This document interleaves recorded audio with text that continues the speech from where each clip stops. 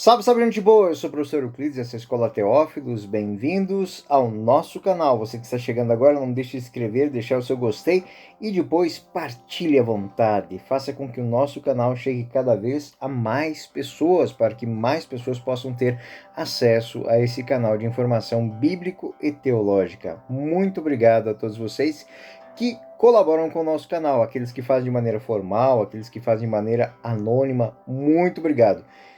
Como sempre digo, aqui na descrição do vídeo nós vamos ter o material da aula de hoje, também as ferramentas para a doação, caso queiram fazer. Bom, gente boa, hoje o nosso tema é a composição literária dos contos patriarcais. Nós estamos na 16ª lição do livro do Gênesis, nós vamos tratar disso, ou seja, a composição literária dos contos patriarcais. O ciclo, ele é formado pelo ciclo de Abraão, pelo ciclo de Isaac e pelo ciclo de Jacó. Nós vamos hoje dar uma olhadinha como é que esses ciclos foram construídos. Bom, o ciclo de Abraão, ele é emoldurado, ou seja, ele está dentro de uma moldura de duas genealogias. A genealogia que está em Gênesis 11, 27 a 32, que é chamada de Toledot, do pai Abraão, né? Nacor e Arã, e a genealogia 25, de Gênesis 25, versículo 1 ao versículo 18, que é o Toledote de Abraão, Queturá e Ismael.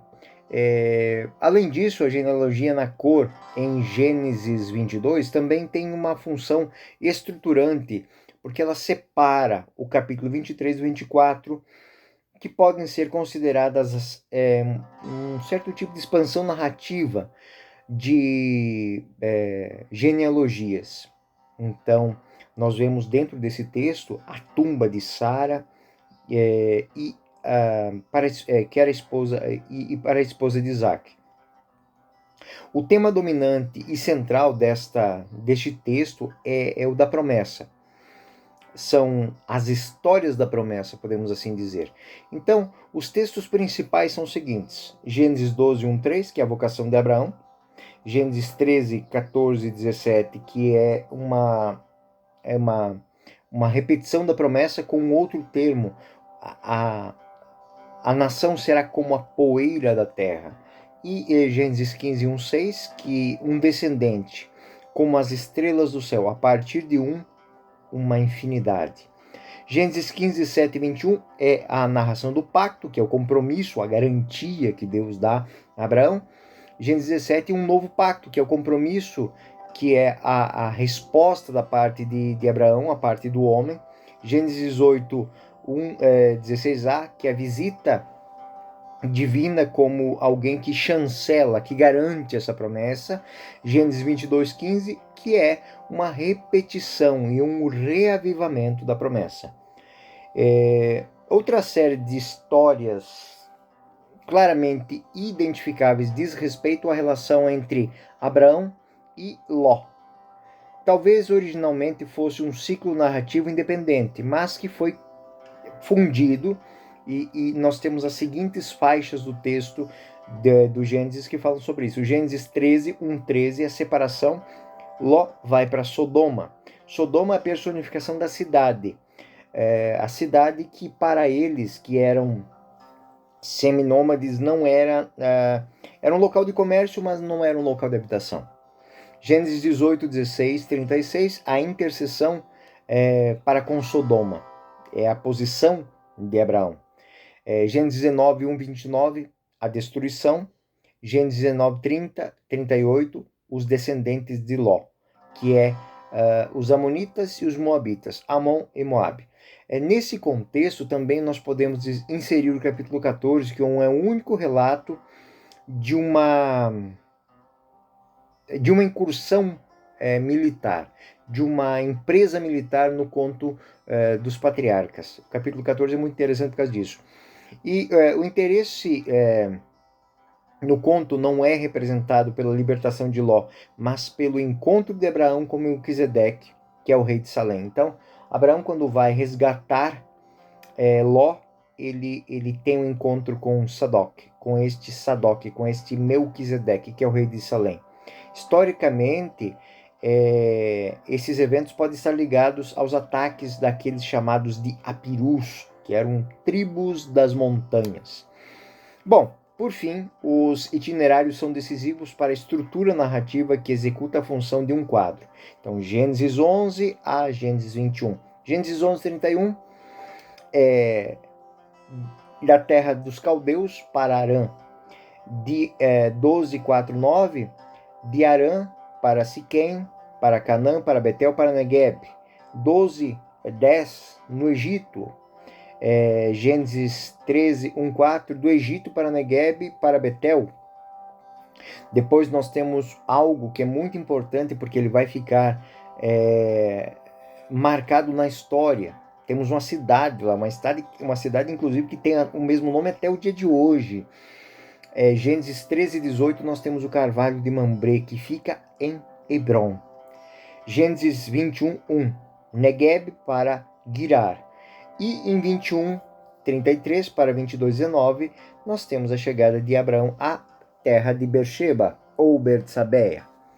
Esta estrutura narrativa é dividida em 3 momentos relacionados à promessa. Primeiro, superar as dificuldades em sua implementação, ou seja, Abraão tinha que estar convencido, estar convicto. Depois o cumprimento e o relançamento, ou seja, depois de ouvir isso, relançar-se. E, por fim, nós temos o caráter paradoxal. É algo para tocar a fé mesmo, porque é uma proposta muito bonita, mas essa proposta é um paradoxo. Ou seja, de uma mulher estéril, de um homem velho, nós temos o nascimento de uma geração comparada às areias do mar, ao pó da terra, às estrelas do céu. Então, dos versículos 15 e 18, nos capítulos 15 e 18, desculpa, nós temos o primeiro momento, que conta o ciclo de Ló e que serve como quadro de destaque, o cumprimento da promessa. Em vez disso, nós temos o quadro, uma genealogia em Gênesis 22, 24, 20 e 24, e o ciclo termina com 2 histórias que mostram o caráter paradoxal. E aí se fecha nas genealogias. Em destaque, nós temos o esquema da composição do ciclo de Abraão, que pode ser apresentado da seguinte forma. O ciclo de Abraão ele tem duas fases. Nós temos uma introdução, uma promessa, o cumprimento do paradoxo da promessa e a conclusão. E essas promessas, assim, elas intuem que é um ato da presença de Deus, é um ato da manifestação de Deus. Gênesis 11, 27 e 32 é essa introdução que lhes falei, é a genealogia da família de Abraão. Gênesis 12, 1, 9, que é uma outra introdução teológica, que é o convite, o chamado de Abraão à promessa. Gênesis 12, 10, 20, é o paradoxo da promessa. O paradoxo da promessa. Um homem que é chamado a ser o pai de milhares, mas é estéril, é casado com uma mulher estéril. A promessa, Gênesis 13, Abraão, Ló, a separação. Abraão liberta Ló com armas e encontra Melquisedeque, Gênesis 13, aquilo que eu falei, que é a primeira incursão militar que é narrada. Gênesis 15, a promessa do compromisso de Deus de manter o compromisso com Abraão. E a Gênesis 16, a tentativa humana de realização, é o nascimento de Ismael. Então, o homem tenta fazer com que a bênção aconteça, mas a bênção vem de Deus. E Abraão, casado com uma mulher estéril, se une a uma escrava. Essa escrava gera um filho, mas esse filho não é o filho da bênção. Então, ele tem que ser colocado para fora, porque não é esse o caminho que eu te prometi. Gênesis 17, 1, 27, a promessa e a resposta humana com a circuncisão, ou seja, marcar com aliança. Gênesis 18, 1, 16, a renovação da promessa, a visita das 3 entidades, das 3 personalidades espirituais. Abraão libera Ló com a sua intercessão, ou seja, Ló estava em Sodoma e Abraão faz a sua intercessão, e se tiver tantos, mas se tiver um só, eu não vou destruir. mas não havia em Sodoma ninguém que merecesse isso. Então, Gênesis 19 é a destruição de Sodoma e o fim do ignominioso de Ló. Gênesis 20, 1:18, um novo perigo para Sara. E a seção 2, que é o cumprimento da promessa. É o nascimento de Isaac, é a remoção de Agar e de Ismael, que vão ser enviados para o deserto, e aí a origem dos ismaelitas, e a explicação de por que eles não se dão bem até hoje. É um novo perigo para a terra. Gênesis 22, o filho da fé é o sacrifício de Isaac, que ele sobe ao Monte Tabor, coloca lenha e tudo mais, e não sacrifica porque Deus se manifesta. A natureza paradoxal, nós temos Gênesis 23, a terra de propriedade para o uso sepulcral. Gênesis 24, o casamento de Isaac com Rebeca, e aí a bênção começa a acontecer.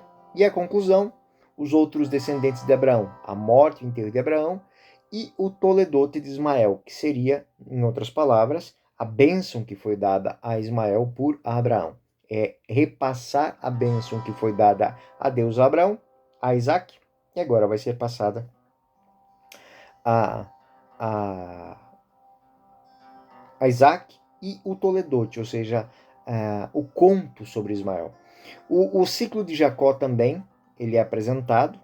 Também nesse ciclo tem uma genealogia que, se nós temos a bênção a Ismael, nós temos em Gênesis 25:19 a bênção a Isaac. O centro deste texto é o nascimento dos 12 filhos os 12 filhos, né?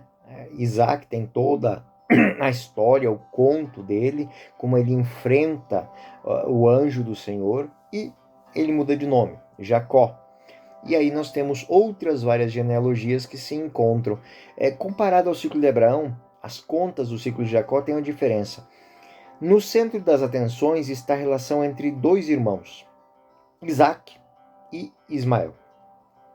Os itinerários têm um caráter de uma ida e uma volta. No que diz respeito à promessa, prevalece o tema da bênção. Deus não intervém diretamente, mas com as teofanias, a presença de seres espirituais, dos anjos, né? O combate de Israel, de Jacó. Né? O estilo narrativo mostra um único projeto de salvação que acaba sendo realizado. E no ciclo de Jacó, a ação de Deus é representada como Deus trabalha nos bastidores, não somente através das nossas ações, mas através daquilo que muitas vezes nós não compreendemos, são os eventos humanos intrincados. Precisamente, é uma história teológica. Então, na estrutura dessa história teológica, nós temos uma fuga e um retorno, uma perda e uma reconquista, uma saída e uma volta. Diz respeito ao conflito que vai existir dentro com Esaú e Jacó. Alguém que tem, mas não dá valor. Alguém que não tem, mas busca possuir. Isso faz com que Jacó se distancie da família. Após 20 anos de ausência, ele retorna e leva os dois irmãos à reconciliação. Então, nesse ciclo, nesse encontro, nesse movimento, nessa jornada, nós temos a saída e o retorno. Jacó que foge de seu irmão Esaú, que sai da casa de seu pai, mas volta e forma um povo. Ele se une a outras tribos, a tribo de Labão, por exemplo. E a estrutura narrativa unitária não inclui, ela não se funda em capítulos, mas numa coleção de antologias. São histórias sobre Isaac, são histórias sobre Esaú, são histórias sobre Jacó. O capítulo que vai dar essa centralidade para esse texto, nós podemos dizer que esta saída e esta volta, a partir do capítulo 25 até o capítulo 34, nós temos esta realização. Então, o capítulo 25 é uma introdução da história. O capítulo 26 é uma pequena narração sobre as pessoas. O capítulo 27 é um conflito que há entre Esaú e Jacó. Um questionamento de Jacó sobre Esaú. Por que você não valoriza isso, essa bênção? Depois nós temos uma viagem externa com a teofania. O encontro de Jacó no capítulo 29 e 31, Jacó e Labão, e o 32, a teofania trazendo novamente a presença de Deus. Depois no capítulo 33, a reconciliação entre os dois irmãos, Jacó e Esaú, e em Gênesis 34, 34 e 35, nós temos a conclusão da história. Por sua vez, nós podemos dizer que a seção central da história, são os 12 filhos de Jacó. Não é nem a pessoa de Jacó. Nós temos, podemos dizer que no capítulo 29, 1:14, Jacó, ele entra em relação com outros povos, com a tribo de Labão, da qual ele se casa com Lia e com Raquel, que fazem parte dessa tribo. Gênesis 29, nós temos o salário de Jacó, né? A bênção de Jacó, Lia e Raquel. 29, 31 a 30 e 24, os 12 filhos. Depois, Gênesis 30, o salário de Jacó, os rebanhos. E Jacó vai embora da terra de Labão. E aí nós encontramos a história de José.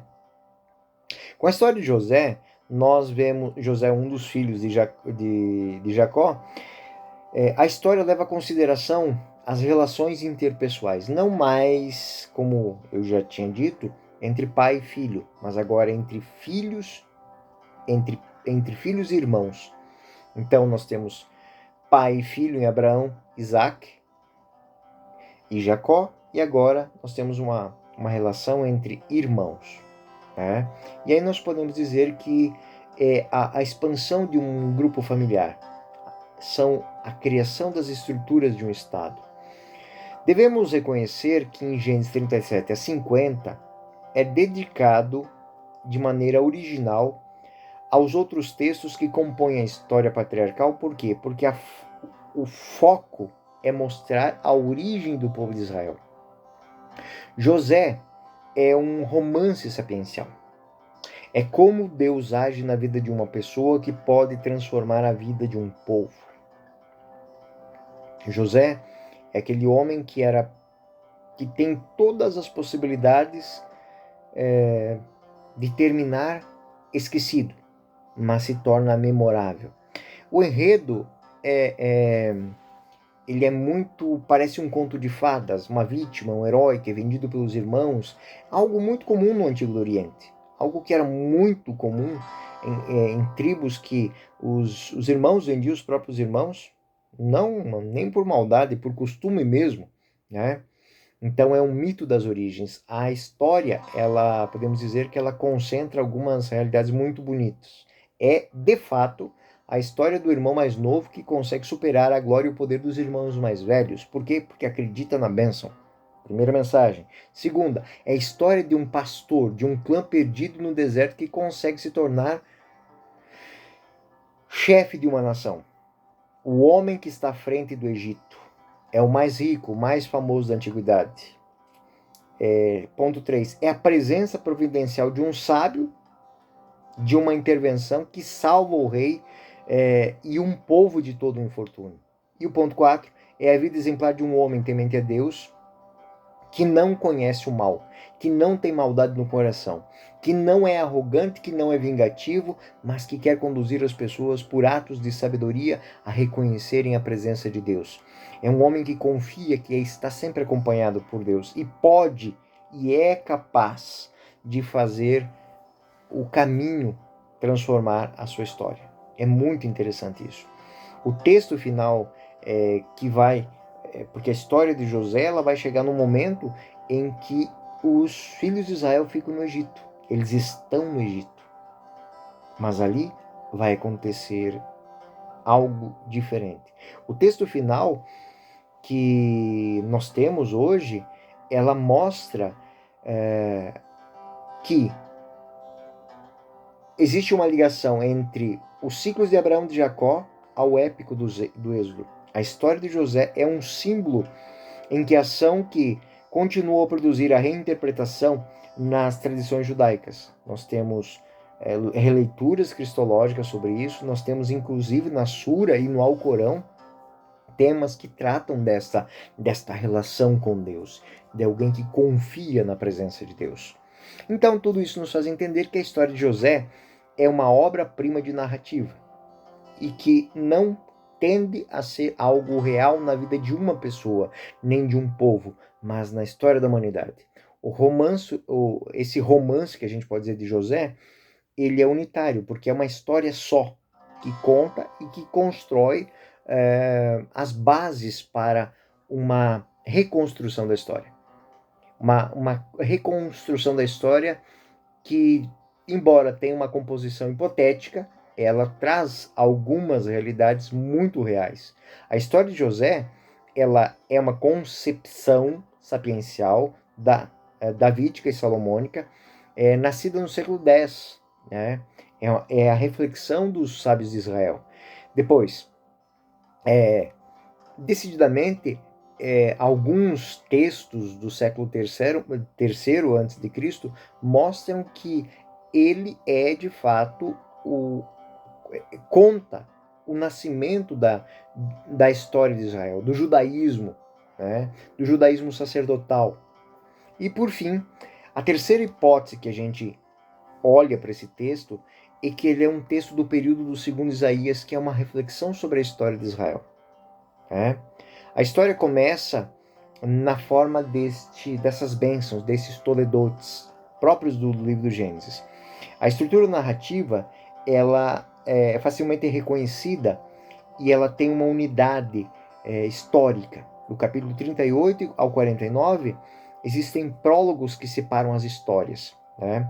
E podemos dizer que essa história, ela se constrói dessa maneira. Gênesis 37, a inveja dos irmãos. Gênesis 37, os dois sonhos. Gênesis 37, 12 e 36. José é vendido pelos irmãos por inveja. Gênesis 38, 1, 30. Judas e Tamar, né? Judá e Tamar, podemos dizer assim. Primeiro ato, José da miséria à glória.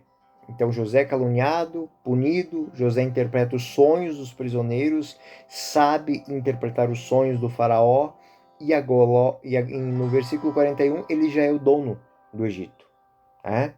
Gênesis 41 é o nascimento do filho Manassés, né? E o segundo José, o segundo ato, é a primeira viagem, quando os irmãos vão para o Egito e encontram ele. Segunda viagem, eles levam Benjamim, né?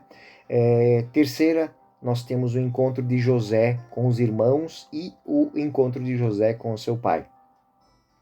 O ato 3 é Jacó, que desce para o Egito, né, com os filhos, né?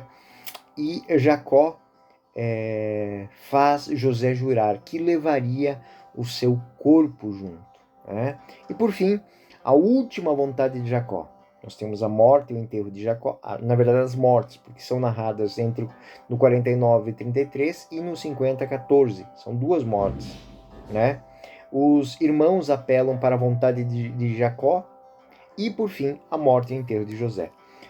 Então, essa é uma história, essa é a maneira de contar a história dentro do Gênesis, que vai contando que essas histórias, essas genealogias, esses contos patriarcais, muito mais do que uma verdade histórica, eles têm uma verdade, eles têm uma continuidade teológica para o povo de Israel.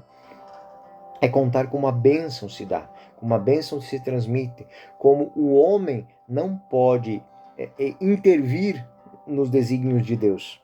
E todas as vezes que ele faz isso, o homem quer destruir o projeto de Deus. O projeto de Deus não morre, não morre. O homem quer apressar o projeto de Deus. Nós temos lá o relato de nascimento de Ismael, né? Abraão diz assim, poxa, não está nascendo filho aqui, como é que eu vou ser? E aí busca uma escrava. Então, todas essas realidades nós temos dentro elas condicionam, elas fundamentam a história de Israel. Bom, no próximo estudo, nós vamos tratar especificamente desses ciclos, as histórias dos patriarcas, os que elas têm de revelação, de estruturação e de fundamento para a nossa releitura da nossa história, inclusive hoje. Bom, gente boa, eu sou o professor Euclides, dessa Escola Teófilos. Muito obrigado pela sua audiência e não deixe de se inscrever e de dar o seu ok. Partilhem à vontade. Aos nossos colaboradores, meu muito obrigado. Fiquem com Deus. Até a próxima.